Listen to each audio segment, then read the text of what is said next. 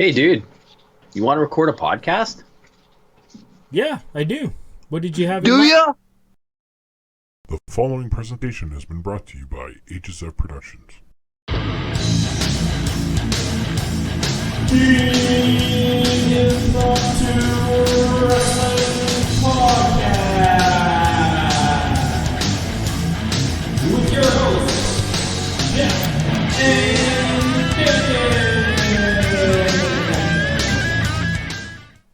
Hey guys, welcome back to IWP, the Impromptu Wrestling Podcast. We are your hosts. I'm Tally006. Over to my left, as always, is my brother Damien. How's it going this weekend, buddy? It is Good Friday, and I'm doing real good. Fridays are always good, right? That's right. So we got a really good show coming up for you today. We got Being the Elite, AEW Dark, AEW Dynamite as always, but a very special edition of Breaking Kayfabe amongst the rest of the segments. We got a couple big news items that happened this week, and we'll sit and talk about those when the time comes. Just want to remind everybody to make sure to like the videos, hit that subscribe button, hit the notification bell so you know when we upload some videos, and leave us comments below. We're still looking to engage in some conversations with everybody, and leave those comments in the field below. As we get into the show, let's jump right into Being the Elite. We had a different kind of episode this week.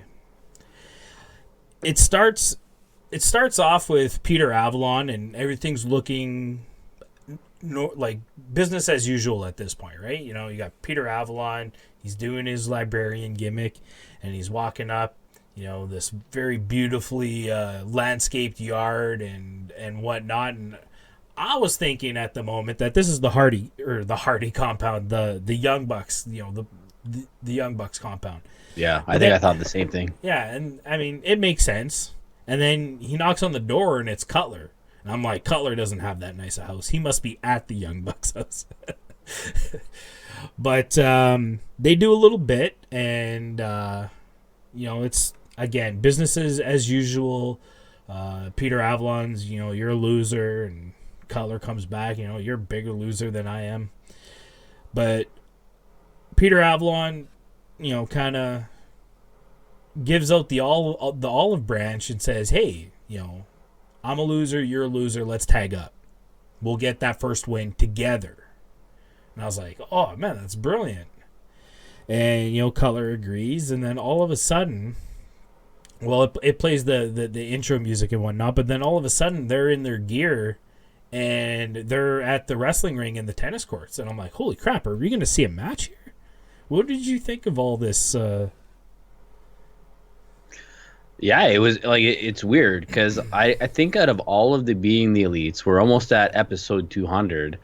I don't know that we've ever saw like a full match.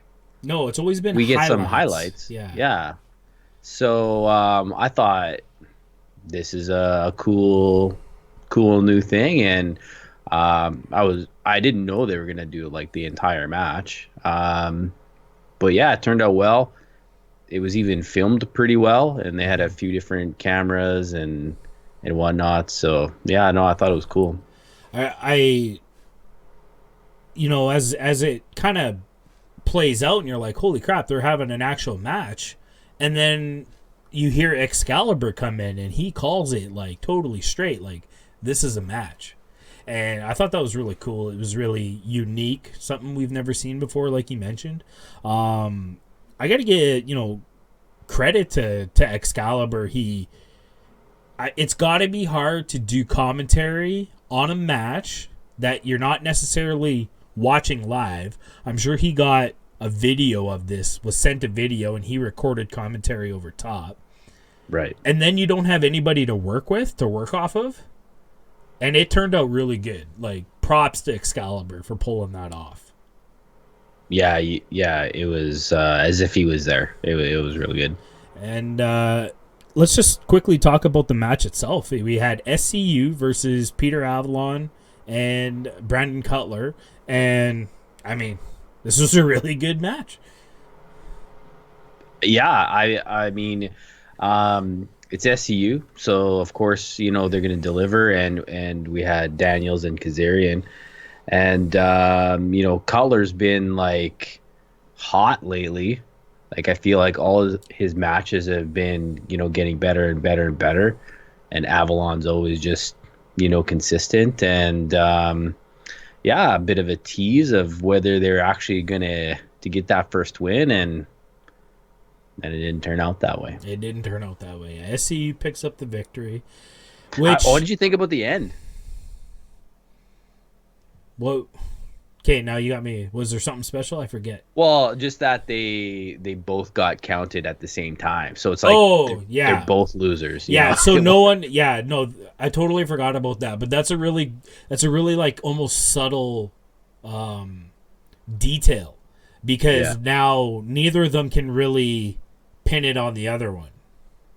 They tried. But, I mean, they were blaming each other, but yeah, it was really good. I really enjoyed this, and I think it's a good idea that they still lose, because I really want to see, like, my prediction, if you remember from a couple weeks ago, is that they need to have a singles match against each other eventually, and it needs to be a double count out or a time limit draw. Yeah. Where they both lose and the saga continues. I still want to see that match. And if you read the comments of that episode, there's people in there that are also calling for that as well. Oh, okay. So I'm not alone. People want to see this. Well, I think they watched the show, so. Yes. Yeah.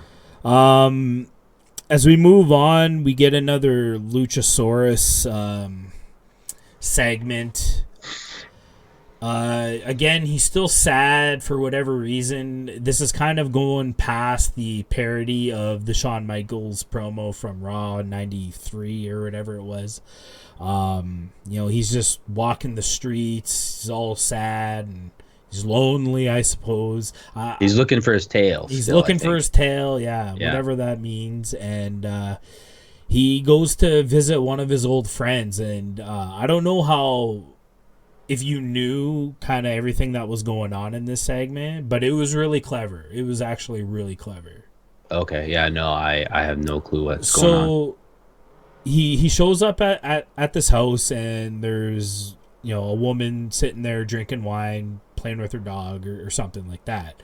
That woman is Taya Valkyrie. Okay, that sounds familiar. Yeah, professional wrestler. She kind of got her break with Lucha Underground, which is where Luchasaurus was created. Oh, okay. And as the dialogue continues, Luchasaurus just wants to see his friend. He's talking about his friend. And she's like, you know what? You can't see him. You need to get out of here. You got to leave that life behind or whatever. That friend is her husband, none other than Johnny Wrestling himself, Johnny Impact, Johnny Underground, John Morrison. Okay. And of course, he can't come to the door because he works for WWE. He works for the Vanilla brand. So I just thought that whole thing was clever. Oh, now that segment's way better now that I know all that. Yeah, for sure. So, I wonder who else, in the upcoming episodes, who else he can go try to visit that he can't get a hold of. Right. I don't know who was all like Ricochet was part of Lucha Underground as Prince Puma, so he could be a potential, cameo. So yeah, I'm starting to like this segment as much as I shit on it last week. I think it's cool. This angle's promising. Yeah. Moving along in the episode, we have a segment with Scorpio Sky and the two voiced cops sometimes they're writers, sometimes they're detectives. It seems to be different every time, but the two guys behind the camera, as we'll call it, we haven't seen these guys in a long time. Yeah, it has been a while. I thought the same thing. Like, I feel like it's been before, this time last year leading up to Double or Nothing. Yeah. I feel is like the last time we saw these guys, but or heard and we know who guys. this is, right? Yeah, it's Kazarian and Daniels. I'm pretty sure. Yeah. Like if I wasn't 100% sure before, when they they use their own names, they're like this guy is all handsome, right? And they gas themselves up. Did you notice they were wearing gloves? Yeah, they were. Were they? Yeah. Oh, I mean, social distancing, right? You got That's right. Yeah. So I mean, this was a pretty standard, SCU bit kind of thing. There was nothing really special about it. It wasn't spectacularly funny in any way, but it was what it was. And then we get the old Kenny Omega, Colt Cabana, Benny Hill, chase scene. What did you think of this whole debacle? Well, it was kind of like the week before, right, with the whole water and him being behind the garbage can deal and the whole chase. But this was actually on the stage, so it worked a lot better. They filmed it good, and then they had the goofy kind of music playing. So yeah, no, I thought it was good. Yeah, one of the better Colt Cabana, Kenny Omega segments. Might not be as good as the new segment. That was really good. And Colt wasn't even in that. I'm not insinuating anything, but... Yeah. And then we move on. We get a second match on Being the Elite. We have the Young Bucks. Matt's trying to get Nick some in-ring, some reps in to see how he feels. And we're going up against some two local jobbers, as they're referred to. Team High Risk. High effing Risk, if you look at their T-shirts. Simon Lotto and Steven Andrews. What did you think of this match? These jobbers, as they call them, did not look like jobbers. These guys look like they are experienced guys. I thought it was a really good match. Yeah, these two are actually, I mean, when you look at them, you're like, oh yeah, these guys are jobbers. But when they wrestled, like, these guys move differently than, a lot of the guys we've been seeing on Dark lately. Like, these guys are leaps and bounds ahead of some of these guys we've been seeing on Dark and even on Dynamite. So I don't know what their contract situations are, but I mean, sign these guys. These are two guys that could actually propel the tag team division even further. Just even if they're losing every week, but just having someone else to wrestle, for the Best Friends, SCU, Dark Order, like these are. I'd rather see these guys go up against the top tag teams and lose than 8 and 9. You know what I mean? Yeah. So, but yeah, this was a really good match. Team High Risk needs to be signed. I'll say that again. Yeah, make them all elite. Yeah. The match itself was really just like a story builder. Nick, little rusty. If he was acting rusty, give him an Oscar, because it looked legit like he was just a weird step off. This was way better than when they hadn't wrestled in a few months and they were working out together and they were like acting rusty, and it was just blatant. That parking lot? Yeah, the parking lot one. They might even wrestled against these guys, might have been tumbling. Like, I don't know. I feel like I've seen these guys before, but this was done way better than that. So yeah, I like when they hit the theme music and Justin introduces them. Like, I thought all that was really well done. Yeah. It was such a good, just unique production. I really enjoyed all this.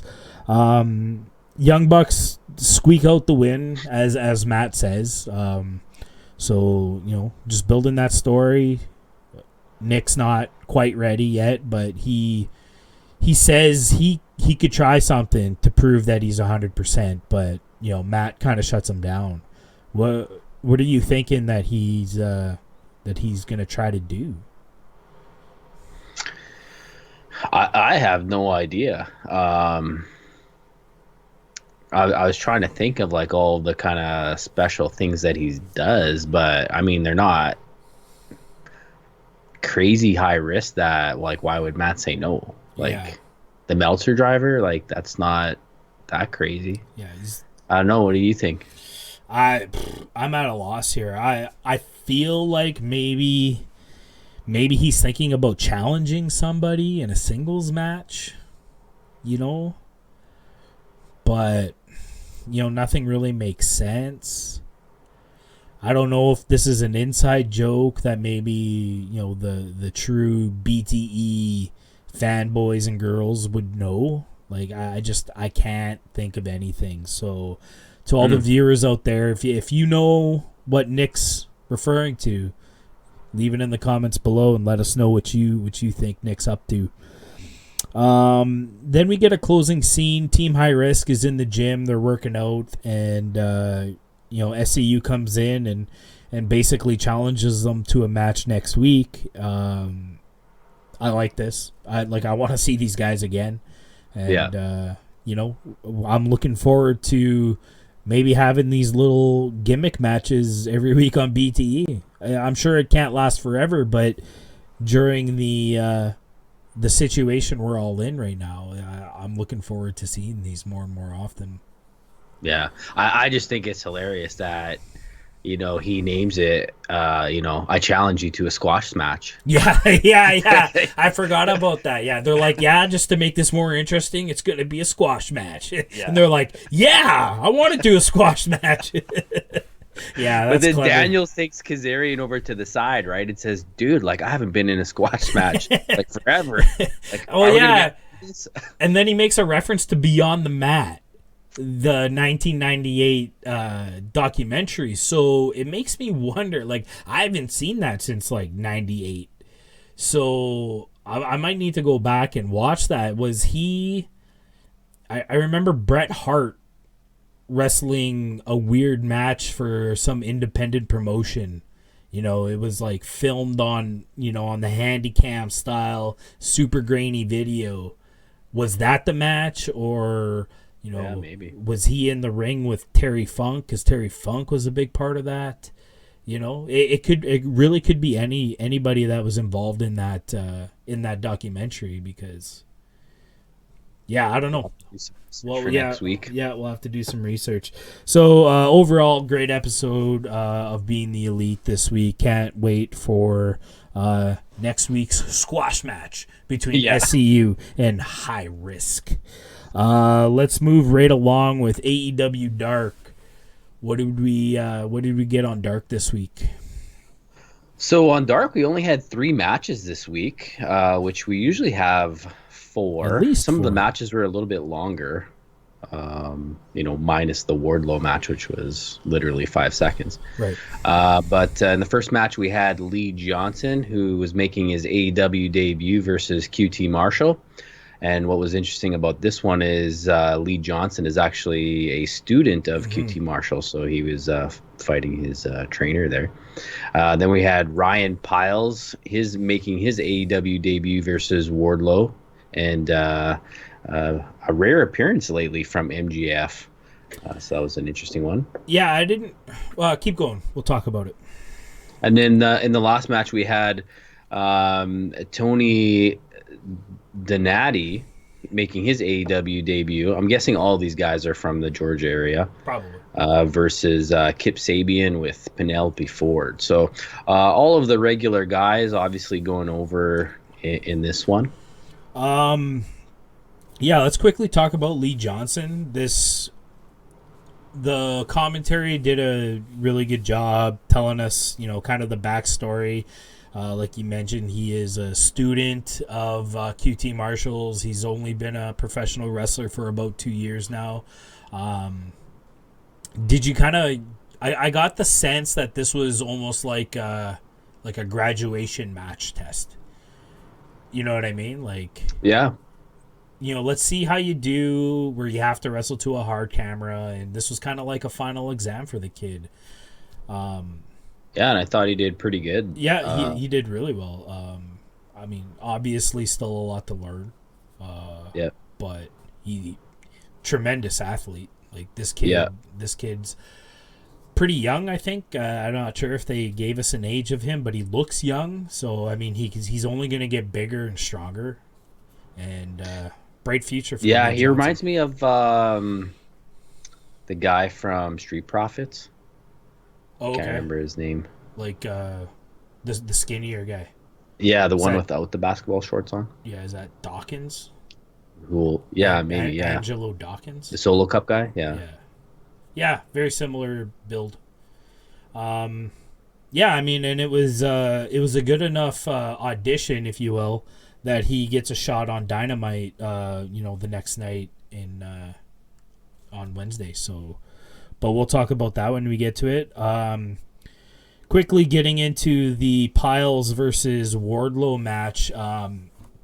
If you paid really close attention, the stage setup, this was back at Daly's place.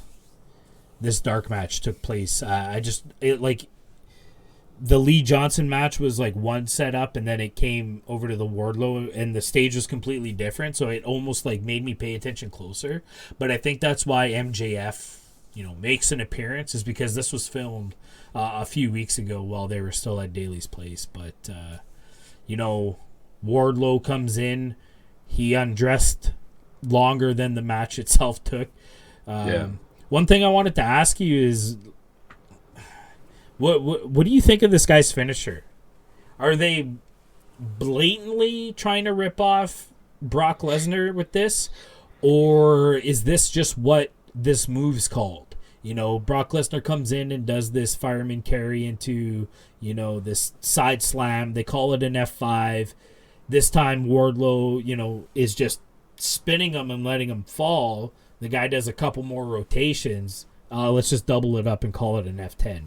Like, what's your opinion? Are they ripping him off, or is this just what this move's called? Yeah, it is hard to say sometimes, right? There's a few moves like that where, Excalibur calls it at the time, and it's like, you know what? Like, isn't that a move that, somebody else made famous? What comes to mind is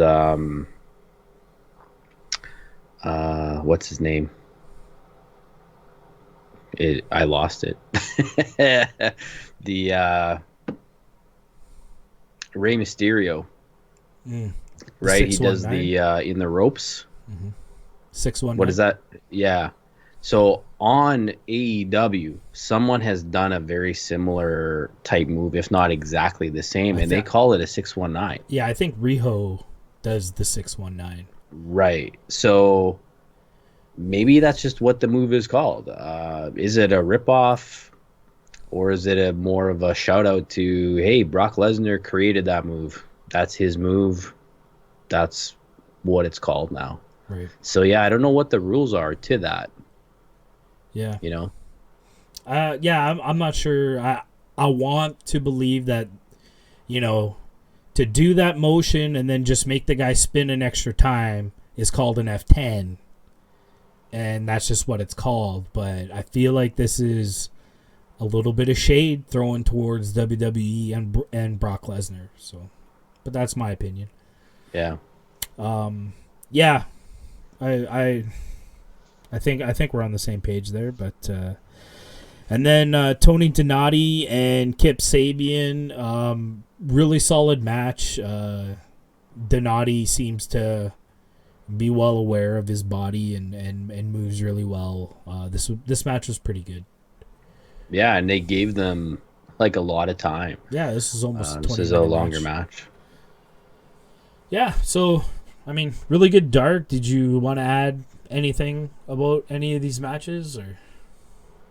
No, I thought it was a really good episode, and if we haven't really said it before, like, really good on Tony Khan to give these guys that are probably out of jobs right now with what's going on in the world, and giving these guys some exposure. Possibly may lead to a job at AEW, but at least giving them some work and some reps in with some, these really talented superstars. So yeah, I applaud Tony for that. Yeah, for sure. I agree. The independent wrestling scene is taking a hit right now because out of all the wrestling promotions out there, I believe WWE and AEW are the only ones who are kind of running business as normal, if you will. Although normal is a stretch of a word, but as far as I know, all independent wrestling is basically shut down. So for these guys who are at least local, around the southeastern corner of the states, they're getting a chance. They're getting some exposure, like he said, and as we'll talk about in the next segment, Breaking Kayfabe, people are getting signed from these opportunities, which is really good to see. So let's move right into Breaking Kayfabe. You have some news on the Revival. Tell me what's going on with the Revival. Yeah, earlier today, I get a notification from Twitter saying that WWE has granted the request of the Revival to get their release, and it was effective immediately. That is insane. That's huge news because the Revival's been fighting to get released for, God, it's got to be 2 years up to this point. Yeah. I have the tweet up on the screen here. I'll just read it verbatim. This is directly from @WWE. Breaking, effective today, Friday, April 10th, 2020. WWE and the Revival have agreed on their immediate release from WWE. We wish them all the best in their future endeavors. Classic copy and pasted statement from WWE there. We always see this statement whenever someone gets released or fired or suspended or whatever. So, but this is big news. I'm excited for the Revival as much as the wrestling world loves to hate on these guys because they are kind of old school and they have their quaffs with the elite, as we've seen in the past couple of years of the BTE, hashtag FTR and whatnot. But I'm excited to see these guys, and I can't help but think they're going to land in AEW. What do you think's next for the Revival? That's what I was thinking. The same is they are big company worthy. Mm-hmm. And where could they possibly land? I'm sure they could go to Japan if they haven't already been there. I'm sure they could get signed there, but AEW seems the logical choice, especially with the relationship that they must have. Yeah. With Cody and all the rest of the guys that were in the Vanilla brand, and they already have a storyline here. Like it's built in. They're going to fit right in and, off and running, if you will. And I think these are guys that are going to come in and get pushed hard, like right away. Like these guys are going to be, should I be so bold? It's hard to say with, the world situation right now. But under normal circumstances and this situation happening as it is right now, these guys are AEW Tag Team Champions by the end of the year. Yeah, I could see that too. Yeah. How would you want it done? Like, how would you want their kind of entrance to be into AEW, and then where do they get the title? They got to come in after Blood and Guts, right? The Elite, with all the disadvantages that they may or may not have at the time that this match happens, I think the Elite are going to win Blood and Guts. It could be Cody. It could be, I guess technically Kenny and Hangman are going to be still champs at that point. So, everybody's going to be in the ring, I guess, right? It's a War Games match, so everybody's going to be there. And then, as, if the cage lifts or everybody's kind of working their way out and they're doing their curtain call and stuff like that, I think we hear some music we've never heard before. I don't think it'll be the "oh yeah," because that's probably copyrighted. But we're gonna hear something new, and it's gonna be like, oh, what's this? And maybe they come out from under the ring, or like I said, if the cage is already risen, they come out and just lay the beats down on the entire elite. Maybe grab a microphone and they'll spit out their catchphrases. We're old school, no flips, just fists, and da da da da da, and the storyline goes on from there. Couple months worth of build up and matches to establish them as the strong tag team in the division, and they take the belts off of Kenny and Hangman. I think it just makes sense. Yeah. What about you? Yeah.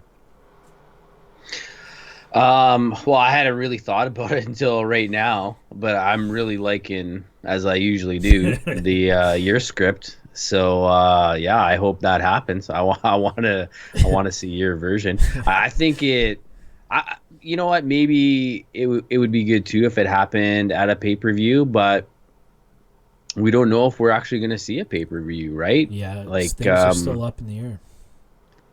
I think to kind of go back to, all the independent wrestling promotions, like they can't survive without having an audience and, people paying the tickets to get in. These larger companies are surviving because they have the capital to do it, and the, merchandise and the TV deal and, all of that. It would be nice if it was at a pay-per-view, but I think what you're saying here is a really awesome alternative to that. Yeah, I agree. I mean, we just got to play the waiting game. We just got to see what happens, because as much as we want to say business as usual, it's not. So yeah, I bet they'll want to get in as soon as possible, because I don't know that I haven't seen them on TV, heard anything about them for the longest time. No, I don't think they've been on TV. They had signed some kind of like a connection deal or a bridge deal, if you will, when their contracts were up earlier 2019. And I think it was supposed to take them until, next year. I think it was like a 2-year extension. And they were trying to get out of it then, but I mean, Vince just threw so much money at them. I mean, these are young guys with young families, I'm sure, so they had to take it. But, they weren't used for a really long time. I can guarantee you that. Yeah. So, anyways, again, big news. The Revival no longer part of the Vanilla brand, which is good news for them. As we move on to our second item of business, we talked about this girl last week. She had her AEW debut match against Shida, which is the number one contender. She had a really good match. I gassed her up real big last week. I was like, they need to sign this girl as soon as possible, and wouldn't you know it, that's exactly what they did. News came out earlier this week that Anna Jay, the star of the show, is All Elite. What do you think of this pickup? I think it's a really good pickup. And I think it also proves that someone there at AEW is watching our show. They have to, because they're taking our advice. We're seeing it week after week. So, way to go, AEW. Yeah. You're listening to the right people, and you're getting it done. Just remember about the TNT Championship final. Well, there's two options there, right? And see who they pick.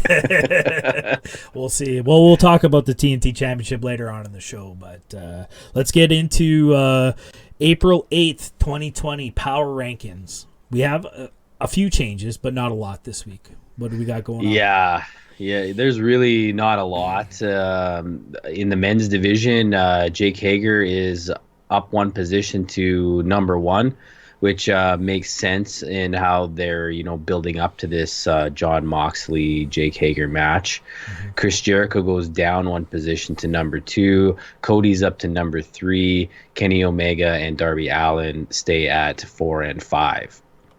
In the women's division, we have no change, so we still have Shida, number 1 contender, Statlander, Zakazaki, Baker, and Riho at number 5. And there is no change in the tag team division, so we got Dark Order, number 1 contenders, followed by Young Bucks, SU, Lucha Brothers, and Best Friends rounding out the top 5. Good stuff. Yeah. I think it just the whole Jake Hager moving up to the number 1 contendership, like you have to have some kind of publication that says that, since we're getting this empty arena championship match next week. To me, Jake Hager's been the number 1 contender for a lot longer, but for whatever reason, Jericho was hanging on to that with his 0-1 record, but it is what it is. That's what I thought too. If you're gonna keep stats and have this ranking, you have to make it legit. So you can't have that match without him being the number 1 contender. For sure. All right, so as we move into AEW Dynamite, April 8th, 2020, this was a really good episode. I thought things are kind of plateauing on, the surprise factor, if you will. It's starting to seem to be the same thing over and over, but the one kind of constant is the wrestling's great. Yeah. Like, what are you talking about? Like there being like the wrestlers in the crowd and that kind of stuff. It seems to be the same faces. I don't know if you've noticed, but we've seen the same, I want to say 8 wrestlers besides the kind of the amateurs who are getting their kind of call-ups and stuff like that. But it seems to be the same 8, so they must be the only ones that are in the general area. Cody, Spears, Marco Stunt, Archer, Gun Club, Kip Sabian, Jimmy Havoc, Britt Baker, Shida. They seem to be the only ones who are there. And that's all we've really seen in the last 3 weeks. Which makes sense, but I mean, it is kind of getting a little stale, if I can be brutally honest. But like I said, the kind of the X factor of the whole thing is that the wrestling has been amazing. So I'm not really too worried about it. Yeah, it's not a bad cast to be left with, because I get what you mean by it kind of being the same, and we're not getting a lot of difference, but I think they're trying. I'm sure we'll talk about it as we go in here, but just things like Kenny tagging up with Michael Nakazawa and then creating this feud with the Best Friends. Like, they're trying to be as creative as possible with who they have. I mean, as their short history tells us, this is a very creative bunch. Yeah. Sure. I think the biggest missing thing, I don't know for you, but to me it's Nyla Rose. Like, you don't have your women's champion there. I'm missing Hangman. Yeah, him too. Yeah, for sure. Like, we didn't even get a Hangman spot on BTE. I just realized. What the hell? Didn't make the cut this week. Didn't make the cut. Anyways, as we get into the start of the show, it was announced earlier in the week that commentary would be done by Tony Schiavone and Le Champion, Chris Jericho. What do you think of this commentary duo?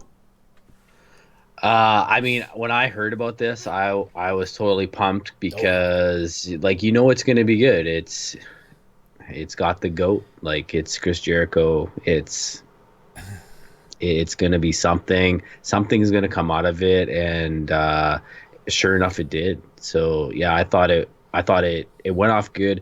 It kind of, he started repeating himself a little bit. Yeah. And I mean, he doesn't do this all the time, so we'll give him the benefit of the doubt. But I thought it made the show that much more entertaining. Oh yeah, for sure. We had talked about it briefly a few weeks ago how we kind of had this realization that there's no heel commentators with AEW. You know, Tony Schiavone's kind of the straight guy. JR's, your commentator, your analyst, if you will, and then you have Excalibur kind of filling in for the color. But all three do a very good job of putting everybody over in a way. Nothing's ever negative out of these guys. You're not getting that JBL Corey Graves type commentary character with this commentary group. So it was almost nice, kind of fresh, something new that Jericho was out there, being sort of his heel character on commentary. He was trashing the refs, all that stuff. But the reason I bring that all up is that Jericho, I think this is something that he learned from Heyman back in the day, because this is a very Heyman thing to do, is that as he insults somebody and explains why he's so much better than them, he also puts them over. Yeah. At the same time, and that's something that Heyman always does. When he's cutting his promos for Brock Lesnar, it's just like, yeah, you're going to be victimized, but you are this and you are that, but it doesn't matter because Brock Lesnar's this kind of thing. And Jericho does this on commentary very, very well.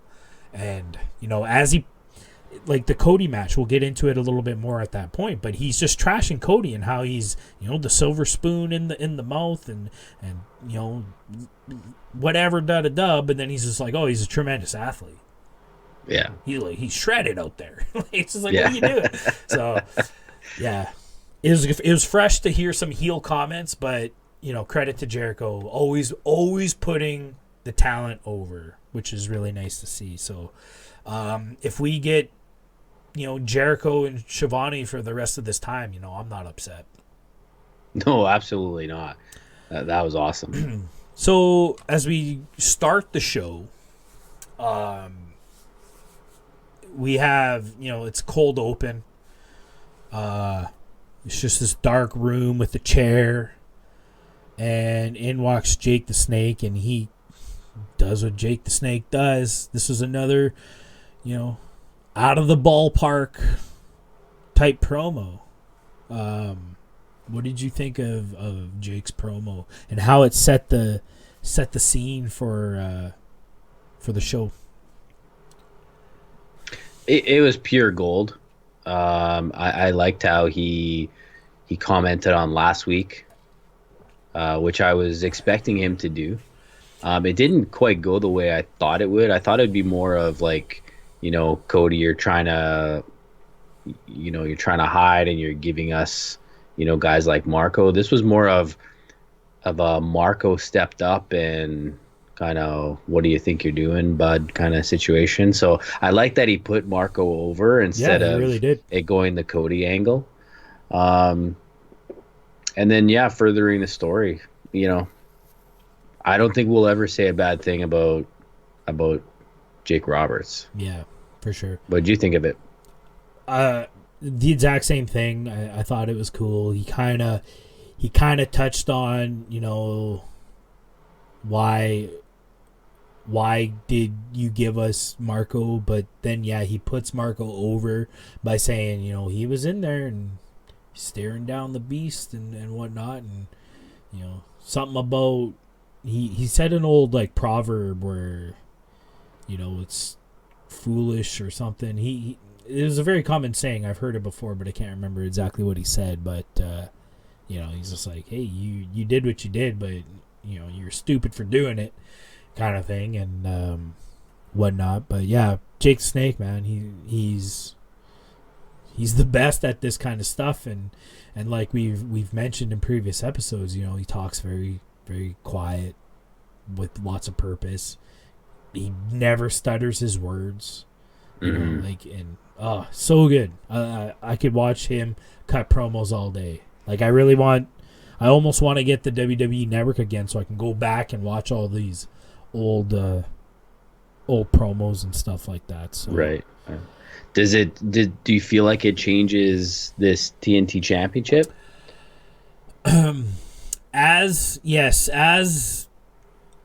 the show progressed, and then we'll get into how Lance Archer had a match and what Jake kind of talks about. Like, I got this eerie feeling in my body that Cody was going to lose this main event match coming up later in the night against Shawn Spears, and it would perpetuate a different angle for the story to go, where now Cody's like straight out ducking Lance Archer. And I was like, man, I don't want that to go that way. But, like I said, as the show progressed, that's where it was taking me. Yeah. Were you feeling something similar? Or? Yeah, I was feeling like my bracket was going to be busted in the first match. Yeah, for sure. Yeah, we both had Cody winning, so yeah. But I mean, that just goes to show how good Jake is. That he had us going, Yep. So all right. So after, the initial the cold open and, Shivani introduces us to the show, we get right into the action. We have Lance Archer back in action, going up against Alan Angels. Was this Angels' debut? Was this the first time we've seen this guy? I think it was, yeah. And I did a little bit of looking online, and he's another Georgia independent wrestling guy. Okay. I watched him wrestle like the Marco stunts and those kind of guys. So he must be, just friends no with one people within there. the circle kind of thing. Yeah. Okay, cool. This was a squash match, as we could only assume it would be. Lance Archer's in there. The thing I'm liking about Lance Archer right now is that as much as these are squash matches, at least it's not come out, do a move, get the pin, 1, 2, 3, like we've seen coming from the vanilla brand when it comes to squash matches. Like, remember when Braun Strowman was on his run, and it was just like clothesline, power slam, 1, 2, 3, in and out of there in a minute. Like, Lance Archer is almost like the cat playing with the mouse, where he just bats it around for a little while before he actually kills it, kind of thing. Yeah. So I'm enjoying that aspect of Lance Archer. At least we're getting content out of him. Yes. What did you think? And of the I match? finally caught his move name there. It's called the Blackout. The Blackout. Yes. That's yeah. Right. Yeah, it's a devastating move, and poor Alan Angels didn't land as well as Marco did. He kind of healed himself and landed on his tailbone, and it looked like I felt bad for the guy. But yeah, Lance goes over as we knew he would. It was a longer squash match, as I mentioned. As we get into the next match, we have a continuation of what we saw last week when Britt was out in the crowd during the Shida and a Jay match. There was a little bit of confrontation there, so we kind of get the payoff to all that. We have Hikaru Shida versus Britt Baker. This is a big deal for Britt Baker. She's going up against the number one contender, former number one contender herself. She's kind of been dipping down the power rankings the last couple months, so she's looking to get back into it. What did you think of this match? Well, every time Britt is in a match, I'm not looking forward to it. I feel like she's had too many bad matches for me, and I wasn't expecting a lot, but this was probably, in my opinion, her best outing in AEW so far. This was a really well put together match. It had all of your normal elements.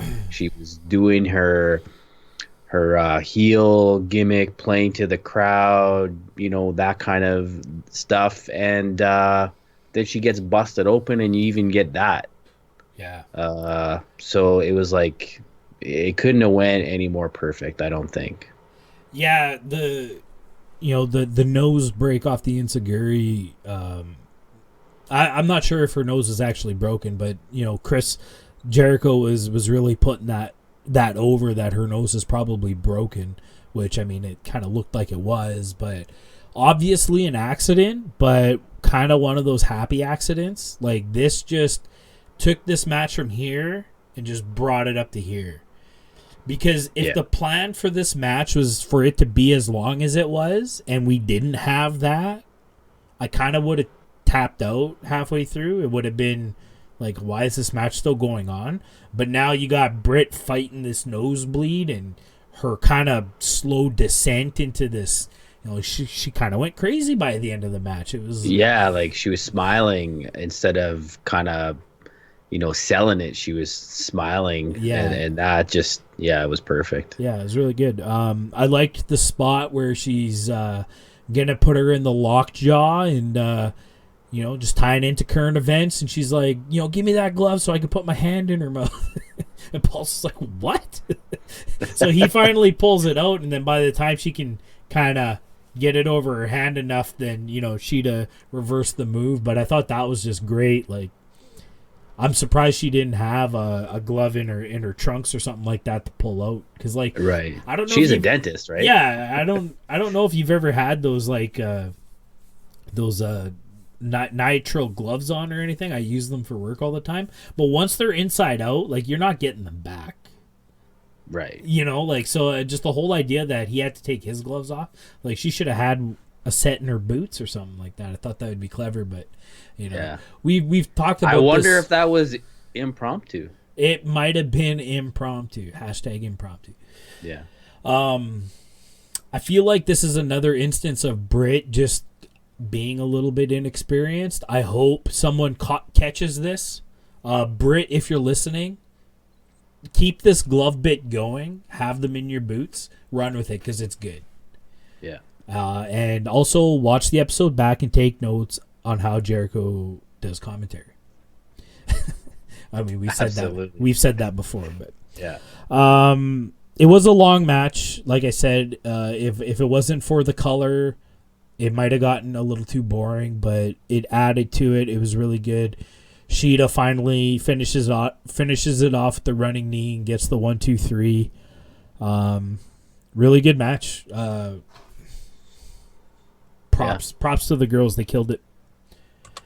And also in this match, we got introduced to Pineapple Pete. Oh yeah, which Pineapple is Pete. So over right now. Is it? Pineapple I haven't Pete, really been on Twitter since. So seeing a lot of memes, and I'm sure there's gonna be a shirt. Yeah, Jericho again. Just like I openly shit on Shug D during his dark match. As we talked about it, I can't remember if it was last week or the week before, but I mean, like, this guy looked like shit. What was he doing in there?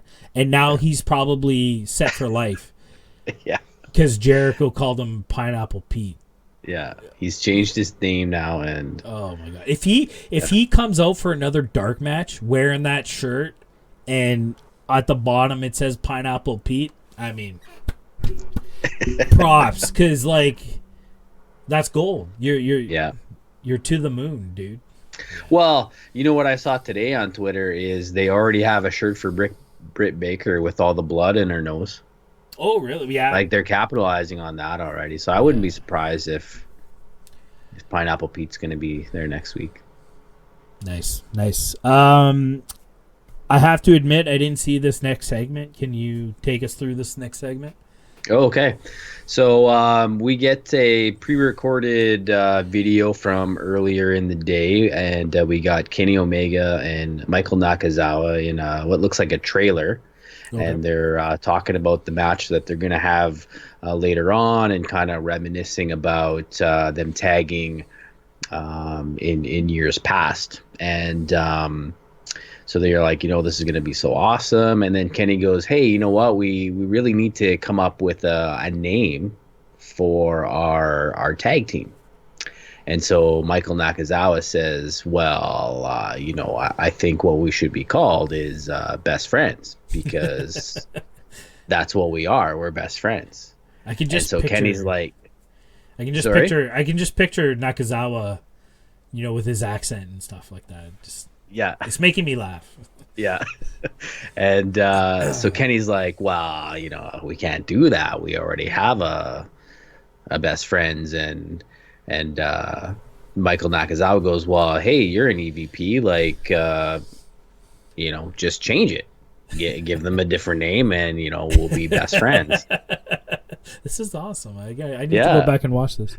And then Orange Cassidy comes out of the bathroom and doesn't say anything, and then he opens the door to the trailer, and then best friends come in, and they're like, what is this? Like, you're just gonna take our name? Like, you can't do that, and whatever. And they're like, fine, we're gonna put the name on the line tonight, and the winner gets to keep the name. So that was sort of an added kind of stipulation to the match. I watched the match, but commentary didn't put that stipulation over at all during commentary. I didn't know that had all gone on. So that's interesting. I'll have to go back and watch that segment. As we move on, the next segment we get this UFC style promo package. We saw this last week, and we're just getting more snippets and whatnot of this big upcoming empty arena AEW championship match between Jon Moxley and Jake Hager.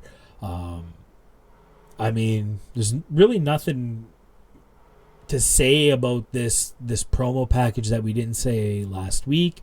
It's just constant build. I'm getting even more excited for this match next week. I can't wait for Wednesday. What are your thoughts on this upcoming match? I guess we could give our predictions. How do you think this match is going to go? Well, I feel like in this week's promo package, there was two kind of main things. Jake Hager made some comments about how he's not doing this for the glory or the title. He's doing this outright for the money to support his family. And then you have on the other side, you have Moxley, who's, kind of doing it for the fans and, trying to do the belt the right way kind of idea. We have this Jake Hager is not afraid.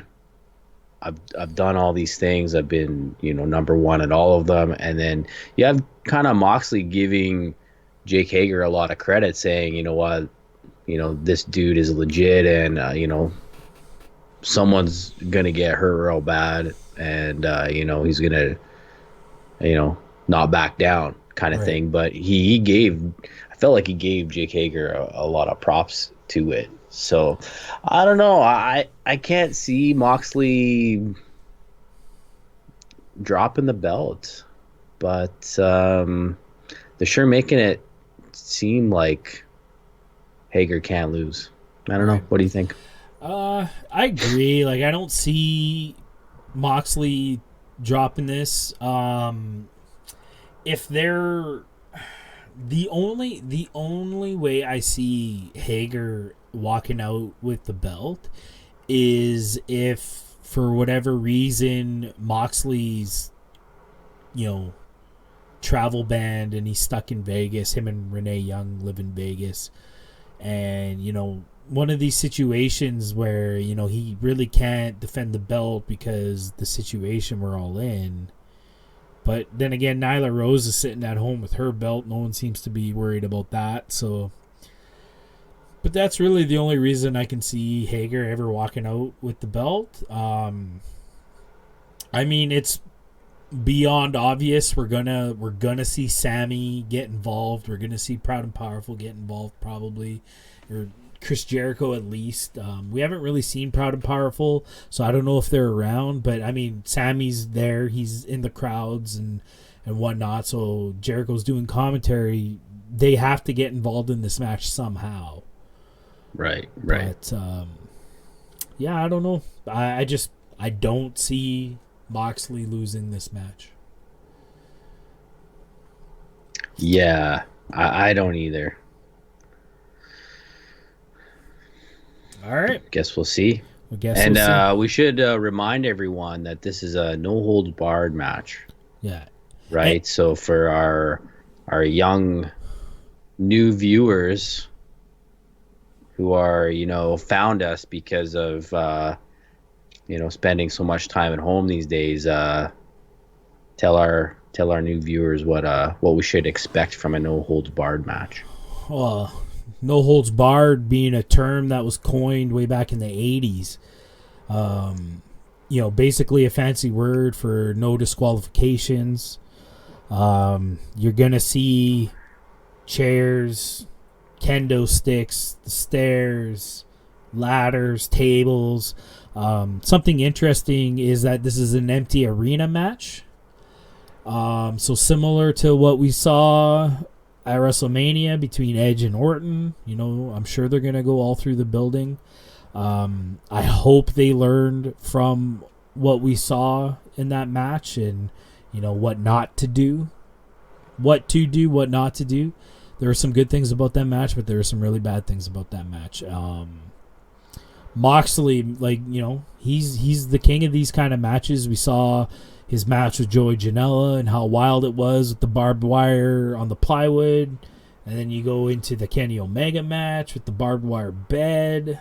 I don't know if that's plausible for this match just because of the world situation. Might send out the wrong image, but there's going to be blood, I feel. Yeah. No holds the way they're barred. building it up, you'd think there'd have to be. Yeah. Right. Have we seen Hager in this type of match before in the Vanilla brand? In his younger days, I would think. I don't remember the Zeb Coulter, We the People era of Swagger was ever in any of these kind of matches, but I believe when he first got into the business, he was definitely in these kind of matches. Because that would have been the mid-2000s, late 2000s, where, the hardcore match was still kind of ECW had come back during that time, was kind of the third brand. And I think that's where he came up from. Oh, okay. Because I think Swagger's a Heyman guy as well. So I couldn't not see him ever being in a hardcore match. So, but yeah. It's going to be exciting. It's going to be exciting, yeah. So as we move on with the show, we get into the match, the aforementioned match that we were talking about in the segment before. We have Kenny Omega and Michael Nakazawa versus Trent and Chucky T for the rights over the Best Friends name. This was a long match too, which doesn't really surprise me. I think we only had, we had 5 or 6 matches, but a couple of them were squash matches. We only had the 3 real big matches. A little too long for my taste. But it was the comedy style wrestling, which, Kenny and Nakazawa are known for. So, no surprises really, but a little too long to do the comedy bit, I felt. What did you think? Yeah, I agree with that. I think what made it a little bit more tolerable was Jericho. Oh, for sure. Yeah, because he was, talking about Nakazawa and his, what does he call that? It's kind of like Socko, but it's his little thong there. They were, Chris Jericho's like, I would have tapped out in a second. I would not let him put that on my face. The Venom arm, I think it's called. Is that okay? Yeah. So yeah, it wasn't a terrible match, but I guess you could say it's entertaining if you're into that. Right. It's not I like the comedy stuff, I do, but this was a little bit over the top. Yeah, like I said, it was way too long for a comedy match. You know what I mean? It could have been a lot shorter, but we got what we got. We're gonna call it like it was. And, it was a little too long, and it got a little stale. It had its moments. It had its spots. I thought the best part of this match was Spears on the outside, constantly hollering at Nakazawa, like, "Hey, I'm still looking for a tag partner. I'm watching you. I'm keeping an eye out." And then he's telling him, like, "Get rid of that baby oil. That's gimmick. That's garbage. Like, you don't need that." And then he puts it on him, and then Trent can't get the chops off, and it flashes back to Spears. He's like, "Oh, that works. This pretty might good." work. I thought that was great. Yeah. So again, I wonder if the other thing about this match too is that, like, we already knew who the winner was going to be. Well, yeah. Right? Like, there's no way the best friends were going to lose that name. Yeah. And if they did, you knew there was going to be a rematch next week, and they would have got it back. Yeah. So, yeah. I mean, like I said, it was a comedy match, but it was way too long. It got stale. Spears and Jericho were the most entertaining parts of this match. Like Kenny and Nakazawa's kind of tandem offense, if you will, as JR would say. Like, it's just goofy and gimmicky. I don't know. It didn't appeal to me. Yeah. If this was all compacted into, a 5-minute match instead of a 15-minute match, it probably would have been better received by me. Because I do enjoy the comedy wrestling, too, when it's done right. # Orange Cassidy. Yeah. And or maybe there was a more of a mix between, like, some really good wrestling and some comedy. Like, because you watch an Orange Cassidy match, like, there's still some wrestling in that match. Yeah, for sure. And I mean, Nakazawa can wrestle. We've seen it. Yeah. So, yeah, I don't know why they went straight shtick on this one. But for the kids. That's so, yeah. All right. Okay, so let's move on to the next segment. Best friends went over for sure. Next segment we have Mr. Brody as he's kind of telling everybody he wants to be called. He's not exactly Brody Lee anymore. He's not really liking being called the Exalted One, which I thought was an interesting take off this little vignette package. Mr. Brody, he's kind of ingraining it in our minds. Segment starts off with, we see 4 of the creepers standing outside of a building, and the Lincoln Navigator or whatever the SUV was rolls up. He comes out and he's all dapper and he's got a suit on and stuff like that. And he goes and talks to the minions there, the creepers, and two of them are in, like, Under Armour shirts, kind of their ring gear, if you will, and another one's got a shirt and tie. What did you think of this segment as we get another chapter in how Mr. Brody wants his creepers to present themselves? Oh, well, it kind of furthers the story of him belittling or, treating the creepers unkindly, and we're getting this sort of sense of the type of dark order he wants to lead. So yeah, last week we really talked about, the sort of direction he might be taking this in, where he's kind of doing a parody of Vince McMahon. Right. I don't know where this part would fit into that. Do you have any thoughts on that? Like, does Vince McMahon make the wrestlers wear ties and represent themselves a certain way? It's hard to say. I have heard stories. Kevin Owens comes to mind. So there was a story of when Kevin Owens first became Universal Champion, or maybe it was like before that, where it was talked about that he would become champion, and like Kevin Owens he's like, I don't own a suit, I have my track pants and my t-shirts, and I'm a big guy, they don't really make suits for me, kind of thing. And he goes on and on. And so it kind of portrayed that sense that, you know, when you're champion, you represent the company and you are to look a certain way and you're to present yourself in a certain way. So, I mean, this segment does still tie into that McMahon, maybe not McMahon specifically, but I mean, the WWE as a whole and their kind of weird inner bylaws, if you will, you know?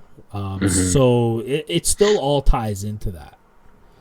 I remember, I believe CM Punk went through the same thing when he became champion, where he was talked to like he should be wearing suits and whatnot.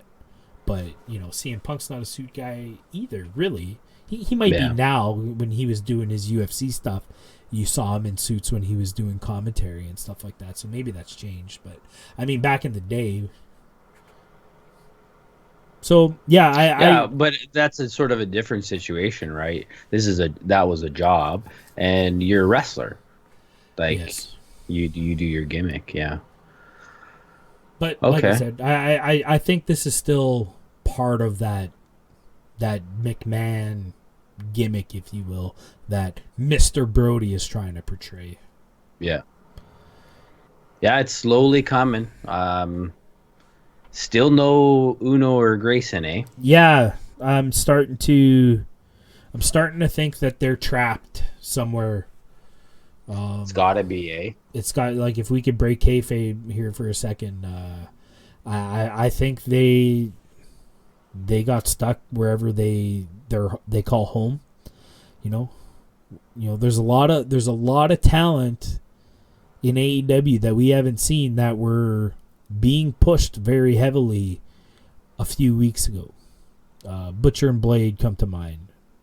You know, oh yeah, Uno, the Bunny, Uno and Grayson, the Bunny. We haven't seen these people. We haven't seen K-Stat. We haven't seen Shanna.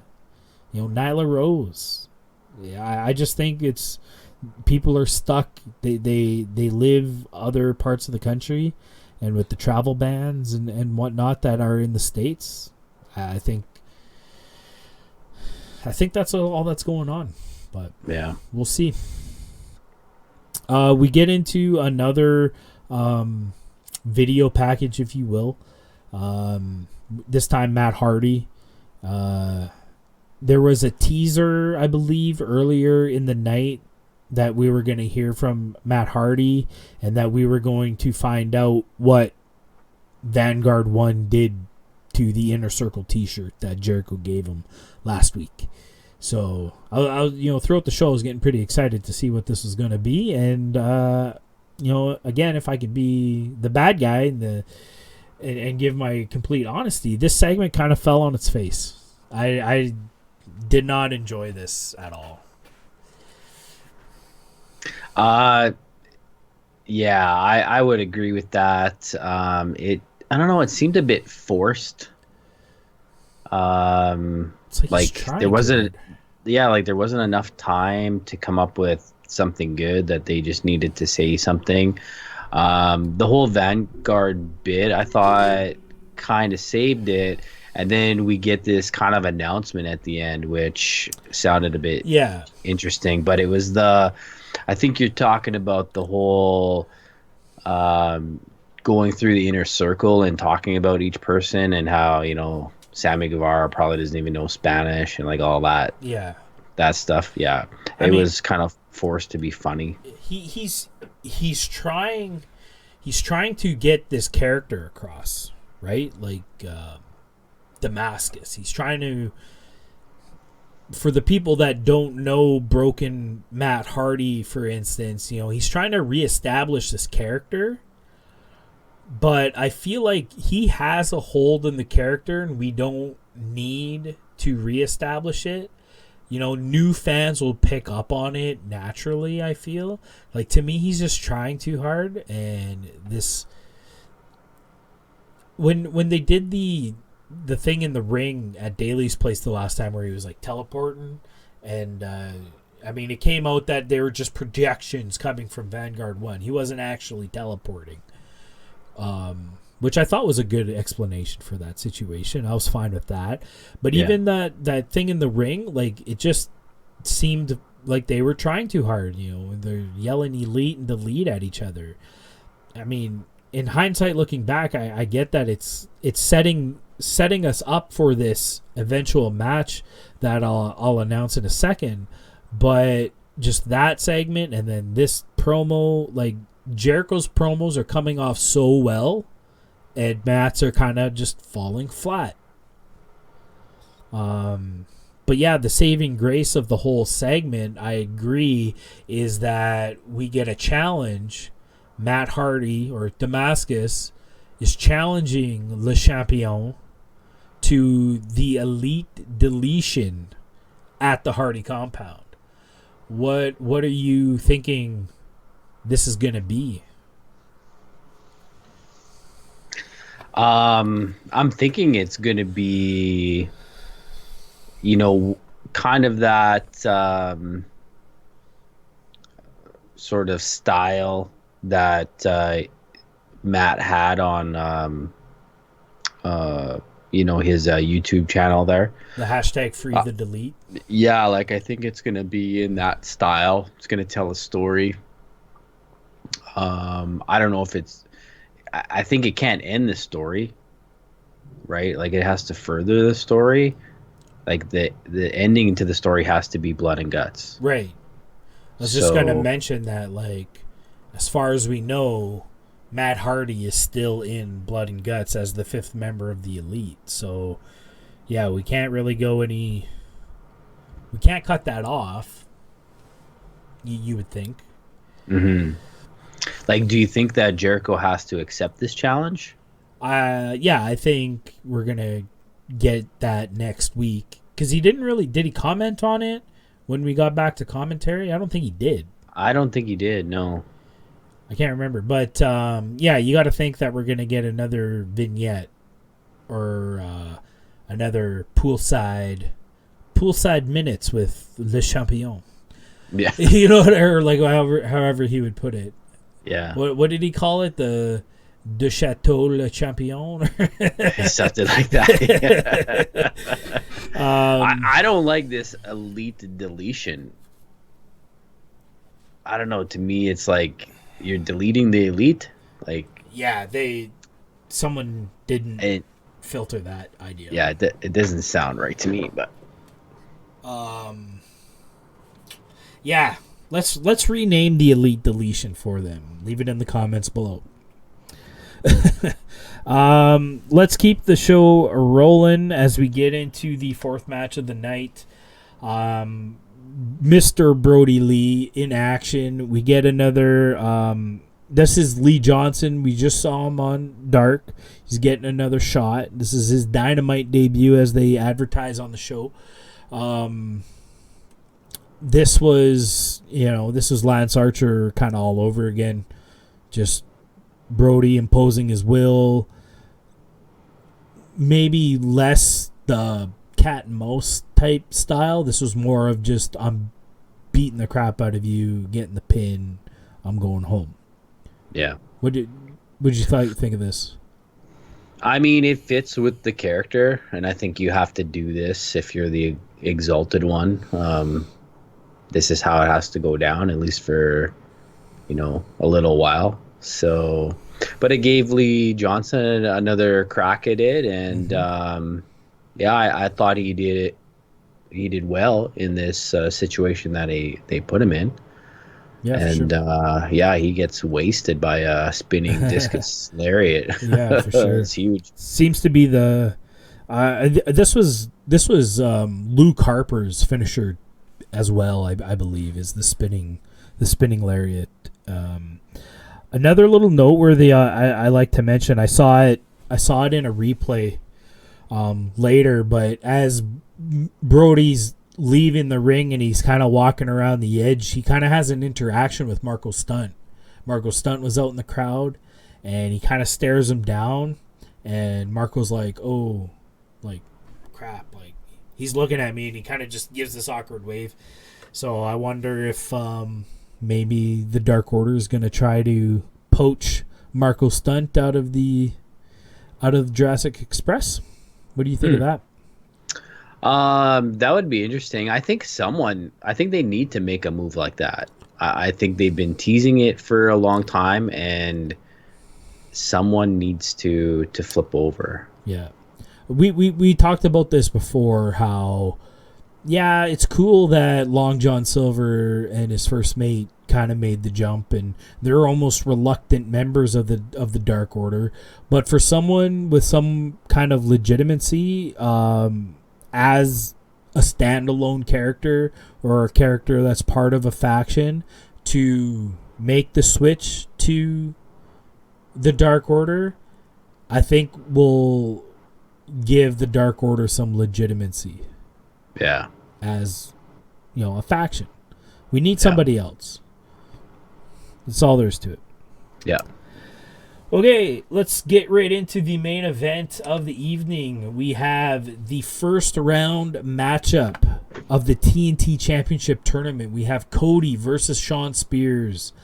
If you watched our prediction show, you'll know that we both took Cody going into this match. But as we alluded to earlier in the show, with the Jake Roberts promo and the whole Lance Archer business, I had a weird feeling in my gut that Shawn Spears might pull this out.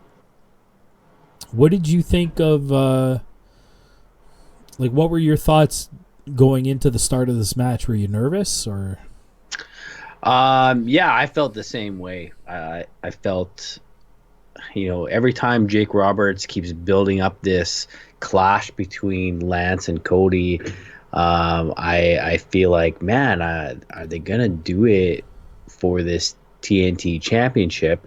Which, if it was to happen, I don't think Cody would win it. So Lance would be the first champion. So yeah, and then I was just worried about. It'll be more exciting for us if we're, not busting the bracket in the first match. Yeah, for sure. I thought the same thing. I don't know if you saw the Road to Dynamite, and Cody did this very Cody promo. He's cutting his cigar and he's smoking it, and he's basically talking about all the competitors in the TNT tournament. And he talks about Lance and you held the belt that I made famous, but no one really cares about that belt. It almost doesn't exist. So, I don't sweat you, So it was that promo that really started this, oh, crap, Just something about the way Cody was talking. I'm like, he's not winning this match tonight. I don't know. I was freaked out. I was really worried that the bracket was going to be busted. But with that out of the way, let's talk about this match. These two have worked together before. It's very well noted that they were tag team partners in OVW. They've worked against each other all through their time in the Vanilla brand. They know each other very well. It's magic every time they're in the ring. This is really, really good. You even saw Shawn Spears make a bet with Sammy Guevara outside the ring. I don't know if you caught that, but they were talking. I don't know if there was any money being exchanged, but they definitely were having a chat before the match started. What did you think of the match itself? I feel like things got out of hand. And why are we throwing each other through barricades and tables, and this isn't listed a no DQ match? What was that? What did you think? Yeah, I was wondering as well, and I think it was Chris Jericho that kind of saved that. Saying that this is playoff rules, and Aubrey's not going to decide this match on a DQ. We're gonna get a pin at the very end. It played into the story of these two, where they do have this bad blood and, you know, the whole chair shot and that kind of deal. And it got a bit nasty, but we had some really good wrestling parts in here as well. And then at the end, you know, some higher spots, but yeah, it did get a little bit gritty and showed the animosity between these two. Yeah, I agree that, you know, Jericho kind of saves it, but I still think it was a bad call to start including the barricades. Tease it, by all means tease it, but don't actually go through with it, because it insults our intelligence as wrestling fans in a way, you know. Do you not think that every match has to be this now? Well, I feel like it does. Yeah. You know. So now I'm kind of thinking, like, is there a loophole in the rules that if you don't actually strike somebody with an item, you know, like hitting someone with a chair is different than, because I mean you always see it in regular matches where people, you know, will take someone outside and smash their head into the announce table. You know, to me, technically that's using a foreign object. But if you're just slamming somebody onto something and it so happens to break, is not breaking the rules as opposed to hitting them with something. So I don't know if that's the loophole, but to me, putting someone through a table is a no DQ thing, and I thought it was a bad choice. It didn't need to be there. If you wanted someone to go through the table, then it should have been Brandy. We've seen her do that spot before. She does it well. They teased it. She gets out of the way, or, you know, Cody stops. But I mean, if someone had to go through the table, it should have been Brandy. Yeah. You know, the suplex through the guardrail. I don't know. I didn't like that part of the match. I thought this match was great, but I mean, that kind of turned me off on it, on the whole thing. Like, this is supposed to be, technically, these are all championship matches, right? Yeah. Essentially. And then even Pineapple Pete gets involved later on as well, right? Well, I mean, he's just, you know, running with the baton now. He's like, oh, Jericho put me over. I'm gonna put my, you know, get this train rolling, and he gets back on camera and holds down.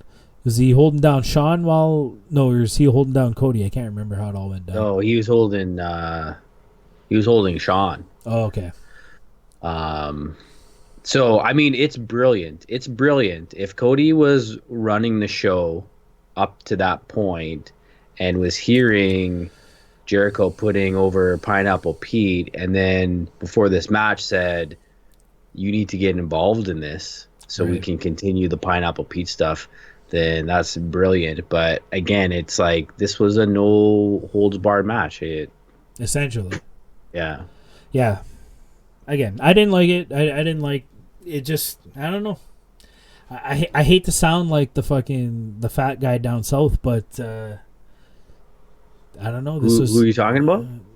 You know, that loser wears a white suit, carries a tennis racket, last name Corvette. Oh, yeah, Jason Corvette. Yeah. Jason Corvette, yeah. So I hate to sound like that guy, but I mean, this was just, I don't know. It rubbed me the wrong way.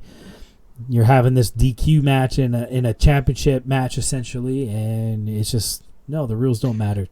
Yeah, if it's not the tournament, then maybe okay. Yeah. Is that what you're saying? Yeah, essentially. But this is supposed to be prestigious. It's supposed to be to move forward in this championship tournament. You know, I think you got to play this one by the rules and play it straight. Mm-hmm. But we'll see how the rest of the tournament progresses. Cody does get the win after a couple crossroads. Sean kicks out, which was a big spot, and then he puts on the figure four and gets the pin. The first time, like Jericho alludes to it, I know I've never seen it, but gets the 1, 2, 3 while the figure four is put on. Did you feel like this might have been a mistake, or was this planned? Yeah, you know what? I totally forgot about that the figure four won this one. You know, we saw him do it before, and it was your idea that this was sort of a lead up to Blood and Guts. Right. And yeah, it was a weird finish since it was like it was climaxing and then it kind of ended anti-climactic. But my initial response was just like, oh, someone fucked up. Like, who loses getting pinned to the figure four? Like, you've seen it before when they lay flat and then the ref counts them out, but then they'll always get their shoulder up and stuff like that. So that was my initial thought. But then as they played the replays back, like Aubrey, when she's counting her 3, it's 1, 2, and then you don't get that lingering 3, like, when there's supposed to be a kick out and they want to slow down a little bit to make sure that they stop in time and stuff like that. Like, you didn't get that. It was a very 1, 2, 3. And then you look at Spears, and he's in agony, but he's not even like looking at Aubrey at all. Right. So after watching the replays, like, this was totally planned. So I don't know. Like, I guess it puts the figure four over more for Cody as a finisher. So that's what I was wondering when, like, I didn't see him tap. So he didn't tap out. He got pinned. Pinned. 1, 2, 3. Okay. And like Jericho says, he's like, I've been in the wrestling business for 30 years, and no one has ever lost to the figure four by getting pinned. I missed that. Yeah. I wonder. Do you think maybe they were running out of time? Well, like, was there a time call? With how long the Nakazawa match went, yeah, I could see that they were maybe running out of time, but I mean, they could have came up with a better finish than that on the fly. Like, why didn't Spears just tap? It looks better for Spears if he taps out to the figure four like everybody else in the history of wrestling than to be the first guy to ever be pinned by it. You know what I mean? Like there's nothing holding your shoulders down. It's dumb. I don't like it. I didn't like it, but whatever, it is what it is. Like I said, it makes the figure four look more deadly, I guess, for Cody as a finisher, but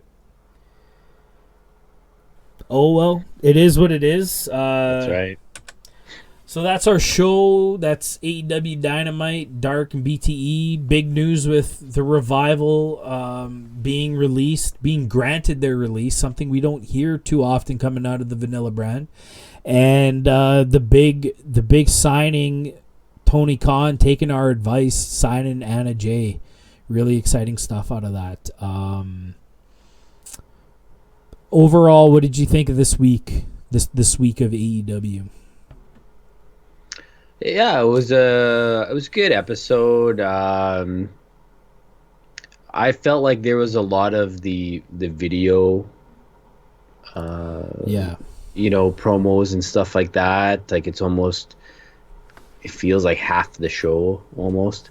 But I get why they're doing it. Like, we got a big match coming up next week. And we have this group that we're working with right now. So, I'm being patient, and I'm still enjoying every week. I still look forward to it, and big match coming up. Yeah. So, as Damien mentioned there, big match next week. We have the AEW Championship match in an empty arena, no holds barred match between champion Jon Moxley, challenger Jake Hager. I believe we're also going to be getting the next match in the TNT Championship tournament, which will be Sammy Guevara versus Darby Allin. We might also get Sabian versus Dustin, I believe, is what they were announcing the week before when the whole tournament got announced. So really looking forward to that. Damien, you're taking Sammy, and I have Darby, I believe, in that match. Yeah. So this is the deciding one for us, right? Yeah. Like, either one of us is going on. Yeah. Right. So either, yeah, it'll be interesting to see what happens next week. And we're also split on Sabian and Dustin too. So both our brackets might be busted depending on how it goes. So I think it's one of ours. So I'm gonna put you over there as well. If it's not me, I think you got it. I actually, when we did our prediction show, if you watch it, I like your your bracket way better for the reasons you had. Yeah. So yeah, it's if we see that match next week, that's gonna just add to it. It's sounding like it's gonna be a really good episode. Yeah. Exciting stuff coming from AEW. Well, I just want to thank everybody for tuning in. Hope you made it this far into the episode. We appreciate it. Don't forget to drop a like, leave us some comments below, hit that subscribe button. Everything helps the channel. The more likes we get, the more YouTube gods will promote the videos, which will mean more eyes on the product, on the content. Thanks again for watching, and we'll see you next week, everybody. Peace. Peace.